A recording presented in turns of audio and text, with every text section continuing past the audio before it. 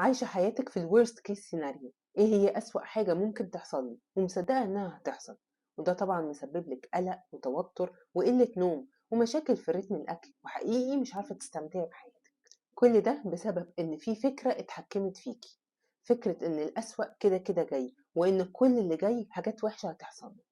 فكرة جابت لك كل الأفكار السلبية دي وفتحت لها الباب على الآخر يخشوا ويتمرمغوا فيها ويعملوا حفلة كده. وهنا بقى عندي ليكي سؤال مهم: مين اللي قال إن كل ما هو آت فهو سيء؟ ظنك إن ربنا فعلا هيجيب الأسوأ ويعمل لك كل حاجة وحشة؟ انتي بالذات. هتقولي لي غصب عني ومش بإرادتي إن كل الأفكار دي تجيلي. هقول لك: ما انتي اللي فتحت لها الباب، واللي حضر العفريت يصرفه. طب وهنعمل ايه دلوقتي؟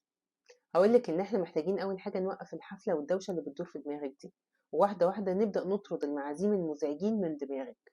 وعشان ده يحصل أنتِ محتاجة هدوء وتواصل جيد مع روحِك ونفسِك.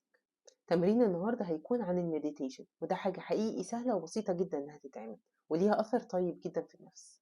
في وسط النهار عايزاكِ تاخدي break من أي حاجة بتعمليها لمدة 5 دقايق بس، وتغمضي عينِك وتركزي في النفس اللي أنتِ بتاخديه، وتسمعي صوت الهوا وهو داخل وخارج. التمرين ده وحده كفيل إن هو يدي إشارة لمخِك إن أنتِ محتاجة توطّي صوت الدوشة اللي في دماغِك دي، وتبدئي تهدّي الحفلة اللي شغالة جوّه.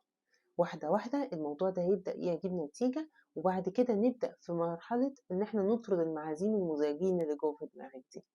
بعد أسبوعين من التمرين ده هتبدأي تعملي مديتيشن قبل النوم، بعد ما تكوني عملتي تمارين الامتنان اللي احنا قلنا عليها. هتشغلي أي تراك جايدد مديتيشن على اليوتيوب مدته ما تزيدش عن 10 دقايق.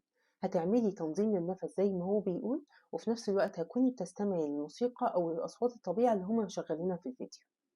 واحدة واحدة هتلاقي إن الأفكار اللي جواكِ دي بدأت تهدى، والدوشة بدأت تقل، والأفكار السلبية اللي جواكِ اللي بتقول لِك كلام ممكن يكون سيء أو ليه أثر مش كويس عليكِ، بدأت إنها تقل نسبيًا. وده هيخلي في مكان جوه دماغِك إنِك تحطي الأفكار اللي أنتِ عايزاها.